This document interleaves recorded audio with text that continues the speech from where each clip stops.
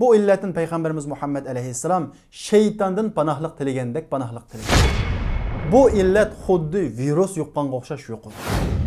Bu illet bizde shunchalik tarqalganki, afsus bu illet Qur'on Karimda munofiqlarning sifati shaklida bayon qilinadi. Bu illet sizni piqirchilik patqiqiga ittiradi.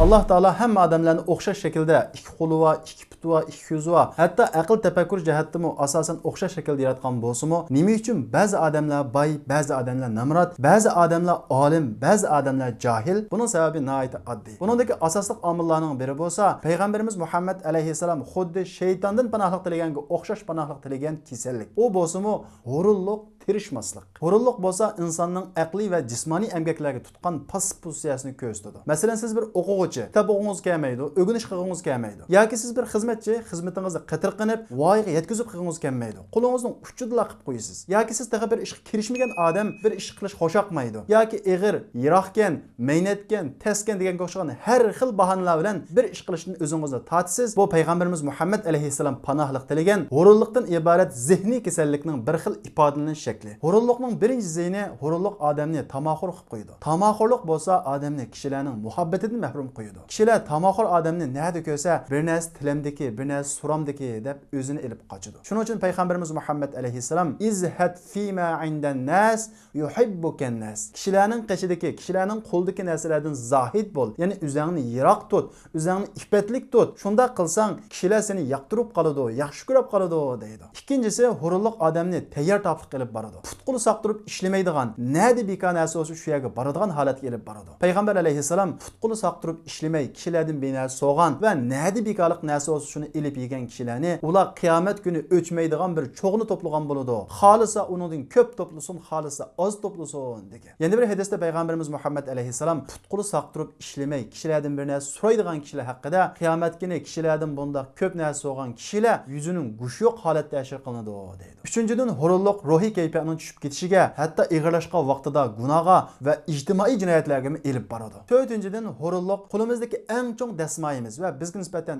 eng cho'ng ne'mat bo'lgan bo'sh vaqtimiz va saqliqdan iborat bu buyuk ne'matni zayo qilib o'tishga elib boradi. Demak, hurulliq bizning ruhiy dunyomizni va amaliy dunyomizni, hatto abadiy hayotdagi oxiratimizni vayron qiladi. Undaqda biz hurulliqdan qanday qutulamiz? Birinchidan hurulliqning bir xil zehniy kasallik ekanligini e'tirof qilamiz va Payg'ambarimiz Muhammad alayhissalom xuddi shaytondan panohlik tilaganga o'xshash panohlik tilaymiz va payg'ambarimiz o'qigan duoni o'qiymiz. Bu duo bo'lsa-mu, Allohumma inni a'udhu bika minal hammi wal hazan wal ajzi wal kasal wal bukhli wal jubn wa dala'ad dayn wa g'alabatir rijal. Ey Alloh, sendan g'am qayg'udan va ojizlik, chorasizlikdan va hurulliqdan va qo'rqinchoqlikdan va bexillikdan, qarzga bug'ilib qilishdan va nahaq zulmga uchrashdan seni bilan sig'inib panohlik tilaymiz deb Allohga duo qilishimiz kerak. Ikkinchidan hurulliqni zehniy kasallik deb e'tirof qilgan ekanmiz. Bu kasalning xuddi virus o'xshash yo'qolganligini unutmasligimiz kerak. Shuning uchun atrofimizdagi passiv kishilardan nima ish qilsak, uningga salbiy inkas bildiradigan, tilganganning nima foydasi bor, kitob o'qiganning nima foydasi bor deb har qanday ish qarta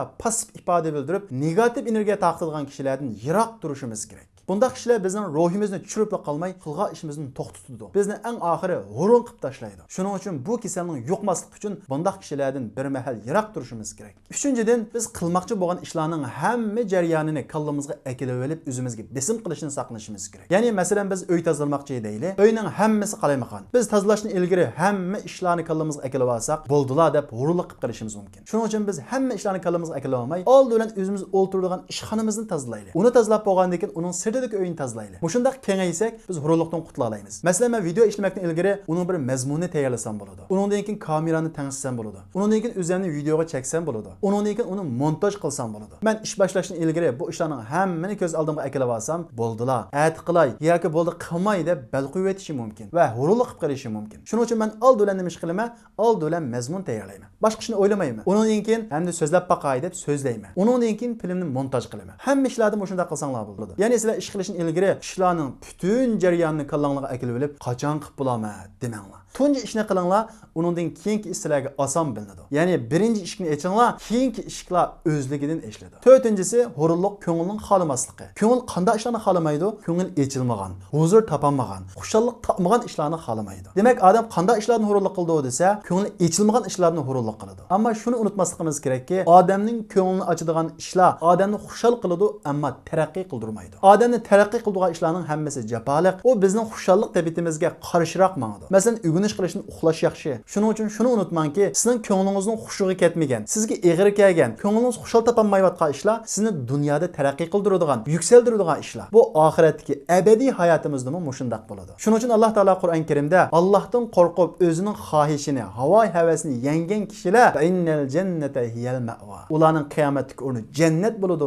deydi. Demak, bizning ko'nglimiz xush olgan, huzur olgan ba'zi ishlardan kechishimiz bizning bu dunyoda taraqqiy qilishimizga, yuksalishimizga sabab bo'lishidan birga, oxiratdagi dunyoyimizda o'rnimizning jannat bo'lishiga sabab bo'ladi. Masalan, Alloh taolo buyurgan ishlarning ko'pinchisi mushaqqat bor. Tahorat qilamiz, namoz o'qiymiz, qizlarga hijab otish, balkim ba'zi qizlarga nisbatan hijab otmagan ig'ir tuyulishi mumkin. Buning hammasida odamning ko'ngliga nisbatan mushaqqat bor. Mushaqqat bo'lganligi uchun uningda savob bor. Mushaqqat bo'lganligi uchun uningda siz taraqqiy qilasiz. Shunga bizning Uyg'ur maqol tamsilda jafo tortmay halovat yo'q degan gap ham bizning diniy manbaimizdan ilingan, ham bizning amaliy tajribamizdan yakunlangan bir yakun. Shunga esingizda bo'lsin, siz kishilar armagandek aramaysiz. Kishilar tirishgandek tirishib, kishilar o'qigandek o'qib, kishilardan farqli odam bo'lolmaysiz. Kishilar 8 soat ishlagan bo'lsa, siz 10 soat ishlayalsiz. Kishilar 10 soat ishlagan bo'lsa, siz 12 soat ishlayalsiz. Kishilar 5 soat o'g'inish qilgan bo'lsa, siz 7 soat o'g'inish qilsangiz, sizning farqingiz shu yerda ko'rinadi. Siz shu vaqtda ulardan farqli odam bo'la olasiz. 5-inchisi, hururlikdan qutulishdagi muhim omillarning birisi har kuni, haftalik, oylik qiladigan ishimizni planlash va uni yezish va har kuni kechda bugun men planlagan ishni qanchalik qildim, qanchalik qilolmadim. Qilolmasligimning sababi nima? Bu haqda o'ylanib, buni ijro qilish. Agar siz yozgan planingizni 70-80% o'zlashtirib olsangiz, siz utuq qozongan bo'lasiz. Tadrijiy holda buni siz 100% ga chiqa olasiz. 6-inchisi, hururlik o'tkazayotgan vaqtingiz, umringizning cho'qim bir bedeli bo'lganligini unutmang. Siz balkim yo'llarda qiri, yashinib qolgan odamlarning turmush halokatligidan qutlanmaganligini ko'rishingiz mumkin. Balkim ularga ish og'ritishingiz mumkin. Ularning ko'pinchisi dal sizga o'xshash yoshlik hayotini bekor o'tkazgan, umrini zayo qilgan kishilar bo'lishi mumkin. 7-inchisi, hururlikning bir xil kasal va gunoh bo'lgandek aktivchanlikning ishlashning bir savobli ish ekanligini esingizdan chiqarmang. Xuddi hururlik yuqqanga o'xshash aktivchanlikmi odamga ta'sir qiladi. Shuning uchun siz hurun kishilarni yiroq turish bilan birga aktiv, faoliyatchan kishilar bilan aralashing va ular bilan do'st bo'ling. Ularning aktivchanligi, ruhi sizga yo'qdir. Eng muhimi, hururlik ig'ir gunoh bo'lganga o'xshash ishlashning Alloh yo'lidagi buyuk bir ibodat ekanligini esingizdan chiqarmang. Bir kuni sahobalarning qashidan bir odam ishga oldirab mangdi-da, sahobalar bu odam qarab, "Kashki mush odam mush kuchini, mush tirishchanligini Alloh yo'lida qilgan bo'lsa", dedi. Buni anglagan payg'ambarimiz Muhammad alayhissalom, agar bu odam kichik bolalarni beqish uchun mushundaq yugurib mangan bo'lsa, u Alloh yo'lida. Agar bu odam yashinib qolgan ota-onasini boqaman deb mushundaq mangan bo'lsa, bu odam Alloh yo'lida. Agar bu odam o'zining jannini beqib, boshqalarga yuk bo'lib qolmay, boshqalarga muhtoj bo'lib qolmay deb mushundaq mangan bo'lsa, bu odam Alloh yo'lida deb sahobalarning kallasidagi Alloh yo'lidagi ish degandan faqat namoz, roza, zakat va jihoddan iborat emasligini ifodalab bergan. 8-inchisi, tamoqni normal yeyish va chiniqib berish. Tamoqni ko'p yeyish semizlikni keltirib chiqaradi. Semizlik hururlikni keltirib chiqaradi. Shuning uchun payg'ambar alayhissalom, sizlar qo'sqonlarning 3ning biriga tamoq yenglar, 3ning biriga suv ichinglar, 3ning birini nafaslangudek ting'idak ya qop qo'yinglar degan. Siz tamoqni oz yegan vaqtida tamoqni oz yeyishning qanchalik rohat ish ekanligini his qilasiz va tamoqni jiqib o'zingizni qanchalik qiynalganligingizni shu vaqtda his qilasiz. Yana shuningdek chiniqib berishmi odamni ruhliq qiladi va hururlikdan saqlaydi. 9-inchisi, uyquning sifati va vaqtiga diqqat qiling. Uyqungiz cho'qim normal bo'lsin. Normal bo'lish bilan birga sifatlik bo'lsin. Buning uchun uxlashdan ilgari telefon o'ynamang, baldur yetib sahar turing. Bunda qilgan vaqtingizda atis ruhliq bo'lasiz. Aksicha kech uxlab, telefon o'ynab yoki telefonni qalingizda qap yotsangiz, uyqungiz qalaymiqan, sifatsiz bo'ladi. Ertasi bir kun ruhsiz, harg'in bo'lasiz. Esingizda bo'lsin, mu'min hurun bo'lmaydi. Hurunlik Qur'on Karimda munofiqlarning sifati shaklida bayon qilinadi. Mu'min boshqalarning yordamiga qaraydigan emas, boshqalarga yordam qiladi. Boshqalarga yuk bo'lmaydi, boshqalarning yukini ko'tarishib beradi. Ruhi tushkun emas, jushqun, aktiv bo'ladi. Chunki mu'min davomli jihad ichida, ya'ni nafsi bilan, shayton bilan kurash ichida bo'ladi.